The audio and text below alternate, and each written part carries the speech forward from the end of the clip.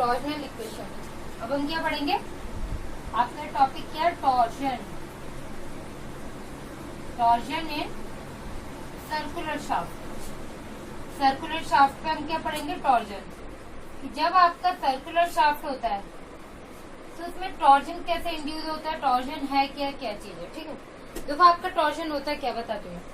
जैसे कि आपका कोई शाफ्ट है, सर्कुलर शाफ्ट है, ठीक है। इसमें जब हम इस तरीके से मूवमेंट लगाते हैं, इसको घुमाते हैं, कोई रबड़ की बॉटल होगी, जो भी होगी आपकी, इस तरीके जब हम इसको घुमाएंगे तो इसमें क्या होता है, इसमें एक शेयर स्ट्रेस इंड्यूस होगा।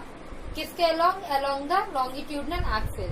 लेंथ के अलोंग क्या होता है, शेयर स्ट्रेस इंड्यूस होगा। किस वजह से, कि हम इसको घुमाएंगे। देखो किस तरीके से घूमते हैं, जैसे ये हमारे एक जगह पे फिक्स है और हम इसको घुमाने की कोशिश करेंगे तो कुछ ना कुछ मूवमेंट करेगा, किसी ना किसी एंगल पे ही घूमेगा। और जब ये घूमने की वजह से पूरी लेंथ पे क्या आएगी, एक स्ट्रेस इंड्यूस होगा, जो क्या होता है, शेयर स्ट्रेस। और यही मूवमेंट से जो स्ट्रेस इंड्यूस होता है, इसको हम क्या बोलते हैं, टॉर्जन। चलिए लिखिए, पहले हम क्या लिखेंगे, इसकी डेफिनेशन लिखिए। When A structural member, when A structural member और मशीन, देखो जितने ये जो आपके मोटर वगैरह होती है, बड़ी बड़ी मशीन होती है, जनरेटर वगैरह होती है, इसमें आपने देखे होंगे कि आपका इस तरीके से शाफ्ट ही घूमता रहता है ना। और वो क्या करता है, पावर ट्रांसमिट करता है, ठीक है। ये जो आपका पावर ट्रांसमिट होता है ना, उसपे जो कॉन्सेप्ट लग रहा होता है वो टॉर्जन का ही लगता है, कि टॉर्जन के थ्रू पावर भी ट्रांसमिट होती है। और टॉर्जन क्या, वही घूमना आपका टॉर्जन, और घुमाने से क्या होती है, पावर ट्रांसफर होती है। तो उसके लिए हमारा सबसे बेसिक क्या, टॉर्जन। इसलिए हम क्या पढ़ रहे हैं, टॉर्जन। और इसका यूज कहाँ पे हो रहा है, आपके सारे मशीन्स में, ठीक है। इज सब्जेक्टेड, और machine is subjected to a movement, is subjected to a movement about its longitudinal axis,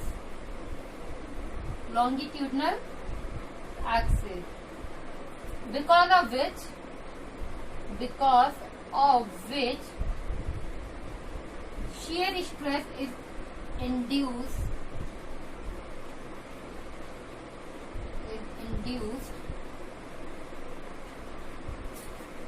over the cross section, over the cross section होगा। और किसके along होगा, भाई longitudinal axis, along longitudinal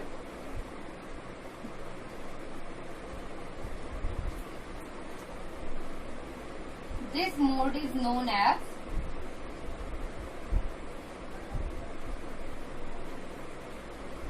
torsion, ठीक है। देखिए अब हमें क्या, ये आपका टॉर्जन मैंने बता दी कि क्या आपको समझ में भी आ गया। अब हमें क्या बनानी, टॉर्जन इक्वेशन। जब हम टॉर्जन इक्वेशन के लिए हम क्या करेंगे, टॉर्जन इक्वेशन बनाने के लिए हम इसमें ना कुछ एजम्पशंस लेंगे। हम कुछ एजम्पशंस लेके चलते हैं। एजम्पशन आपका क्या होते हैं, हम कुछ कंसीडर लेकर चलते हैं, क्योंकि क्या आपकी हर चीज आइडियल नहीं है, तो हम क्या कुछ आइडियल केसेस लेकर चलते हैं। वो जो आपकी क्या होता है, एजम्पशन। पहला एजम्पशन आपका क्या होता है, कि जो भी आपका बीम होगा, सर्कुलर शाफ्ट होगा, ये बीम होगा, वो कैसा होगा, होमोजीनियस होगा, आइसोट्रॉपिक होगा, ठीक है। लिखिए सर्कुलर शाफ्ट, पहला आपका क्या है, circular shaft is homogeneous and isotropic, ठीक है। अब आपका क्या है, नेक्स्ट आपका सेकंड पॉइंट होगा, जो इस पे आपका टॉर्जन लग रहा होगा, वो अलोंग द लेंथ क्या लग रहा होगा, यूनिफॉर्म, यानी कि लेंथ के साथ आपका क्या है, यूनिफॉर्मली वो इंक्रीज हो रहा होगा, ठीक है। सेकंड लिखिए, torsion induced along the length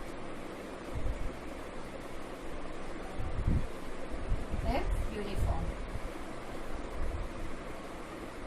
अब थर्ड पॉइंट आपका क्या होता है, जो आपका रेडियस होता है, सर्कुलर शाफ्ट का रेडियस होता है, वो आपका बिफोर टॉर्जन और आफ्टर टॉर्जन, बिफोर मूवमेंट या आफ्टर मूवमेंट क्या है, वो आपका स्ट्रेट ही रहता है। ये आपका सर्कुलर शाफ्ट है, तो ये जो आपका रेडियस है, जब इस पे मूवमेंट आएगा तो भी ये रेडियस क्या रहेगा, स्ट्रेट ही रहेगा।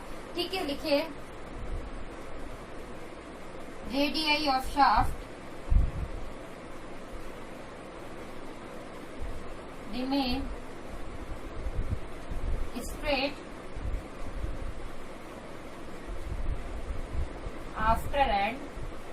आफ्टर एंड बिफोर टॉर्जन या मूवमेंट।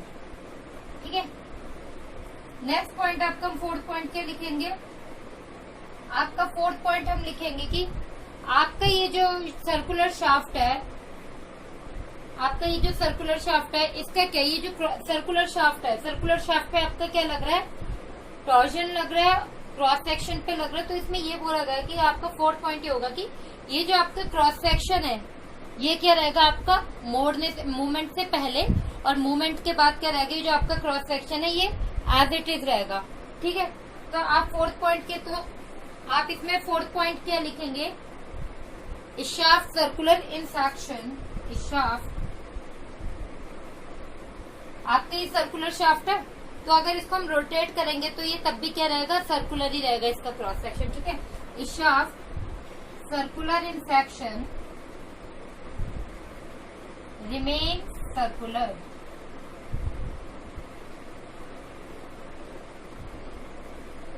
After movement. ठीक है, ये आपके 4 पॉइंट हो गए। अब आपका ये ऊपर वाला आपने नोट डाउन कर लिया होगा, इसको मैं रब कर देती हूँ।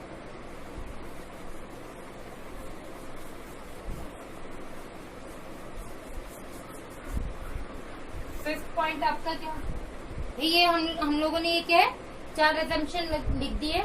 अब आपका फिफ्थ पॉइंट क्या रहेगा, लिखिए there is much change in the length of, आपका ये देखो जब आपका ये मूवमेंट होगा, मूवमेंट लगेगा इस पे, तो ये जो इसकी लेंथ है, लेंथ क्या रहेगी, इतनी ही रहेगी, लेंथ में भी कोई चेंज नहीं आएगा। तो लिखिए there is no change in length due to torsion. ठीक है, ये आपके 5 असम्पशंस हो गए। ये असम्पशंस आपके एग्जाम में आता है, तो प्लीज ध्यान से पढ़िएगा। ठीक है, इसको अपने टिप्स पे रखिएगा क्योंकि बहुत जरूरी असम्पशंस आपके क्वेश्चन आपके एग्जाम में बहुत बार पूछे जाते हैं। आपके 90% चांसेस होते हैं आपके ये असम्पशंस आने के। ठीक है, मैं रब कर दूं भी।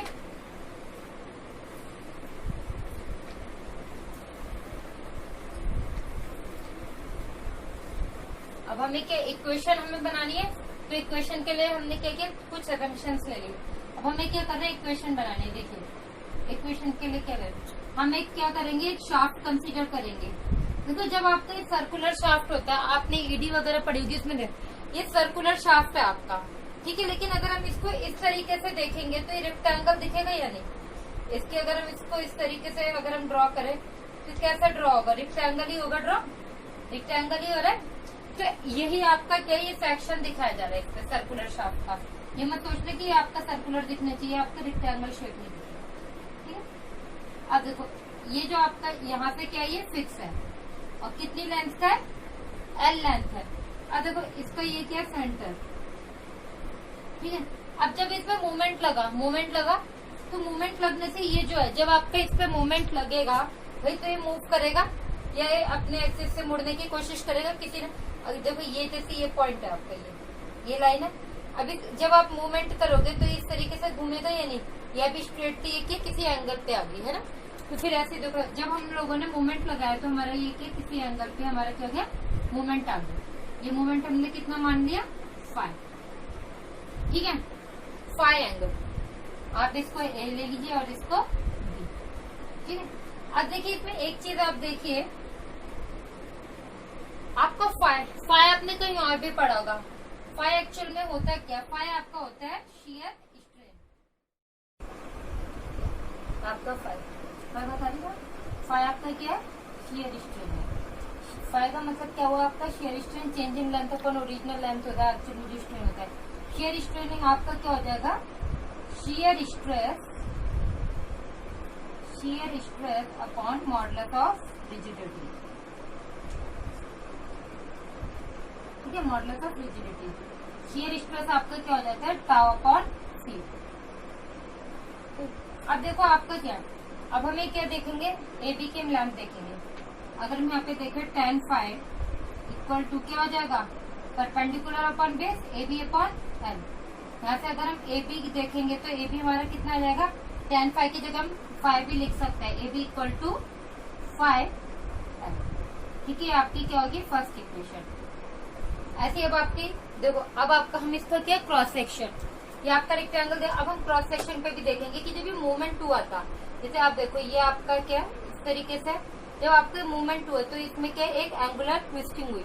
ठीक है, तो आपका ऐसे क्या हम एक सर्कुलर बनाएंगे, यहाँ पे था पॉइंट, जब हमारी ट्विस्टिंग हुई तो कुछ यहाँ पे आ गया थीटा। ठीक है, ये ए हो गया, ये बी, और इसकी रेडियस क्या है आर। तो यहाँ से अगर हम ए बी देखें तो हमारा कितना हो जाएगा, ए बी इक्वल टू, आपको पता है किसी भी सर्कल के आर की लेंथ निकालनी होती है तो हमें क्या करनी थी, जिस एंगल पे वो होता है इनटू क्या करेंगे हम उसकी रेडियस। तो आपका ए बी क्या हो जाएगा आर थीटा। ठीक है, ये आपकी सेकंड इक्वेशन। अब हम क्या, देखो ये A B R F I L और यही ए बी क्या है आर थीटा। देखो भाई ट्विस्टिंग हो रही है, ये इसी का मैंने क्रॉस सेक्शन बनाया, इसलिए ये ए और बी है। या फिर इसको हम इस तरीके से ऊपर भी बना सकते हैं, ऐसा कुछ नहीं है। ये लो हमने थीटा बना दिया यहाँ पे। ठीक है, ए और बी। तो ये आपका क्या है, R theta equal to phi L लिख सकते हैं। अगर 1 इक्वल टू 2 कर देंगे तो phi L equal to R theta.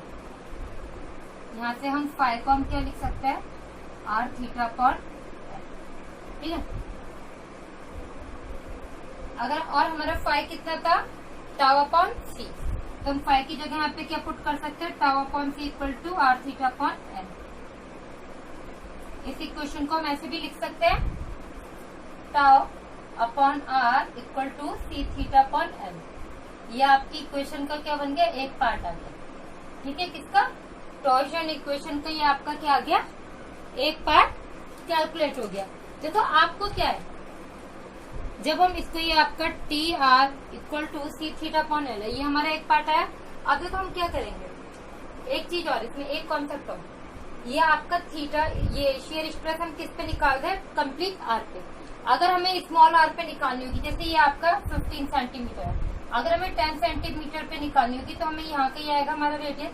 अगर हमें इस रेडियस पे निकालनी होगी शेयर स्ट्रेस, तो हम कैसे निकालेंगे, tau R upon R equal to tau upon are.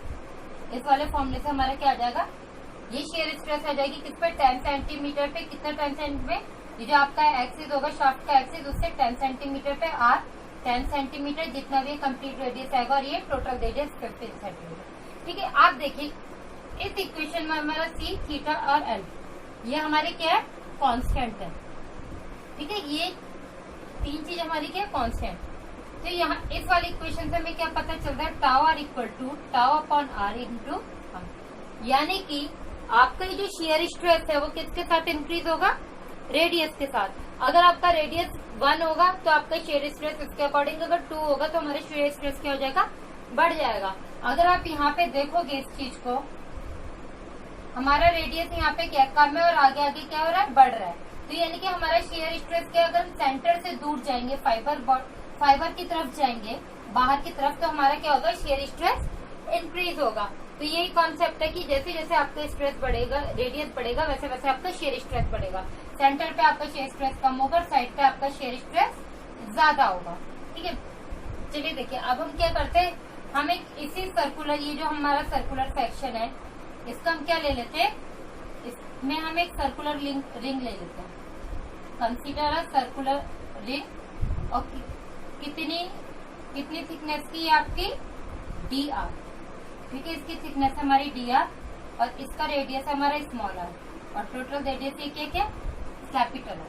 ठीक है, अब हम यहाँ से क्या निकालेंगे, यहाँ से अब हम कैलकुलेट करेंगे।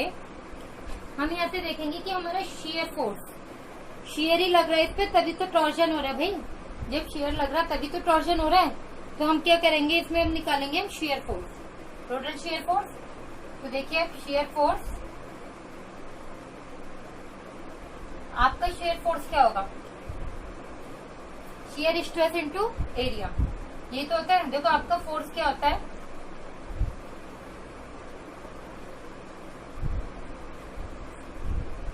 स्ट्रेस क्या होता है आपका, फोर्स अपॉन एरिया होता है, फोर्स अपॉन एरिया। तो आपका फोर्स कितना हो जाता है, स्ट्रेस इंटू एरिया हो जाएगा। तो आपका क्या, शेयर फोर्स की बात कर रहे हैं तो शेयर स्ट्रेस इंटू एरिया, ठीक है। तो आपका देखो शेयर स्ट्रेस कितना है आपका, टाउ आर। क्यों, हमें किसी पॉइंट पे भी निकालना पड़ सकता है तो इसलिए हम ये लेंगे टाउ आर। और आपका एरिया कितना हो जाएगा, भाई ये सर्कुलर देंगे, इसका एरिया कितना हो जाएगा 2 pi are into D R, ठीक है। ये क्या हो जाएगा, एरिया।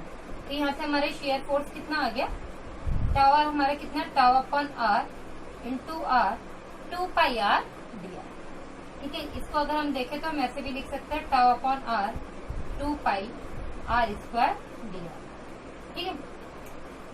अब हमारा क्या है, अब हम देखेंगे मूवमेंट। भाई मूवमेंट ही तो लग रहा है इस पे, मूवमेंट ही तो लग रहा है, मूव करने से मूवमेंट ही तो हम लगा रहे हैं इस पे। तो मूवमेंट देखेंगे, movement about the central axis of shaft, ठीक है। देखिए movement about the central axis of shaft. और ये जो हम मूवमेंट लगा रहे हैं इसी की वजह से आपका क्या रहा है, टॉर्क इसी की वजह से तो आ रहा है।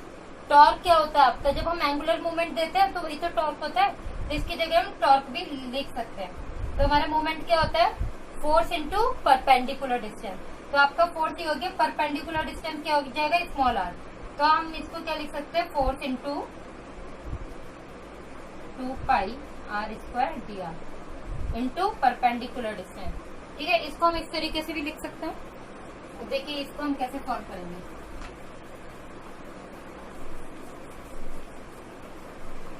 तो आपका टॉर्क कितना हो जाएगा, tau upon R 2 pi R cube D R, ठीक है। अब आपका क्या, ये डी आर है, डी आर का मतलब क्या, आपको यहाँ पे क्या करना है, इंटीग्रेशन। और अब इंटीग्रेशन कहाँ से करेंगे, ये आपका शेयर स्ट्रेस रेडियस से तो वेरी कर रहा है, ये चीजें तो आपकी कांस्टेंट है। आपका सेंटर में स्ट्रेस कम है, आगे आगे बढ़ते जाओगे तो आपकी स्ट्रेस इंक्रीज हो रहा है। तो हम जो इसमें इंटीग्रेशन करेंगे उसकी लिमिट क्या रखेंगे, 0 से कैपिटल आर तक, ठीक है।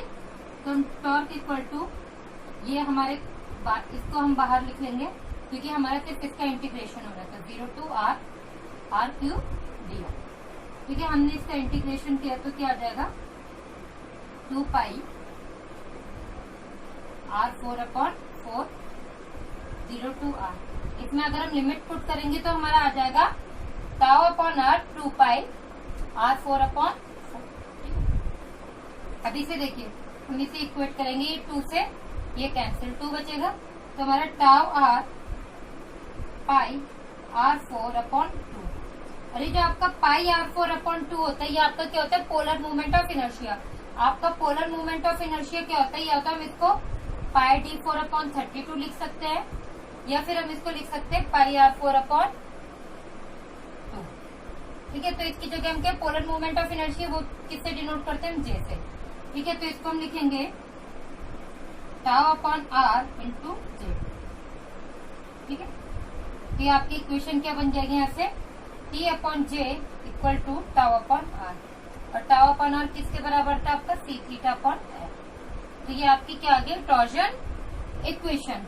अब देखिए आपको इसी टॉर्जन इक्वेशन में आपको बोला जाता है कि स्टिफनेस बताइए, आपको स्टिफनेस निकालने के लिए आ जाता है कि स्टिफनेस क्या है। जो स्टिफनेस इक्वेशन है वो क्या है, तो आपके यहाँ पे जो स्टिफनेस इक्वेशन होती है वो होती है आपकी T upon J equal to C theta upon L, यानी कि आपका ये पार्ट और ये पार्ट आपकी क्या हो जाएगी, इसको क्या बोल देंगे आप, स्टिफनेस इक्वेशन, ठीक है। आपकी इसमें जैसे स्टिफनेस इक्वेशन है वैसे हमारे पास एक और है, हमारे को एक और इक्वेशन बोला जाता है स्ट्रेंथ इक्वेशन। स्ट्रेंथ इक्वेशन आपका ये वाला पार्ट, आपकी क्या हो जाती है, स्ट्रेंथ इक्वेशन, ठीक है। अब देखो ये मैंने आपको इक्वेशन कैलकुलेट करने बताया कि कैसे आपकी इक्वेशन आएगी। अब देखो ये जो हमारी इक्वेशन है, ये अब मैं इसमें सारी टर्म बता देती हूँ क्या क्या। टॉर्क है आपका, ये क्या हो जाएगा, टी क्या है आपका, टॉर्क, और किसमें आएगा आपका, न्यूटन एमएम में। जे आपका क्या है, polar movement of inertia, polar movement of inertia, और किसका, सर्कुलर शाफ्ट का, ये किसमें आएगा आपका, MM4 में, ठीक है।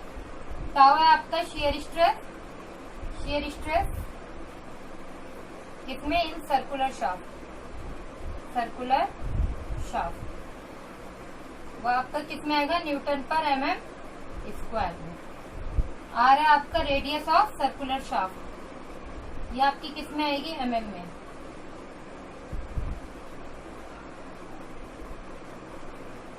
किसमें आएगा ये? mm में। सी आपका क्या है? Modulus of rigidity. इसकी यूनिट मैं आपको बताऊंगी कि किस तरीके से निकालते हैं, ठीक है। थीटा हमारा क्या है? एंगुलर ट्विस्ट, ये हम किस में लेंगे? रेडियन में, रेडियन। और आपका एल क्या है? लेंथ ऑफ सर्कुलर शाफ्ट, ये भी किस में रहेगी? आपकी mm में, ठीक है। ये आपकी टॉर्जनल इक्वेशन, अगर आप ये टर्म और ये इक्वेशन को याद रखेंगे तो आप कोई भी न्यूमेरिकल बहुत इजीली सॉल्व कर पाएंगे, ठीक है। नेक्स्ट इसमें मैं आपको न्यूमेरिकली बताऊंगी कि कैसे इसके न्यूमेरिकल होंगे। आई होप आपको ये समझ में आई होगी। इजी है, टॉर्जन इक्वेशन बहुत ज्यादा टफ नहीं, बहुत बड़ी बात है। एक दो बार प्रैक्टिस करेंगे आपको टॉर्जन इक्वेशन भी बनानी आ जाएगी। Okay, thank you.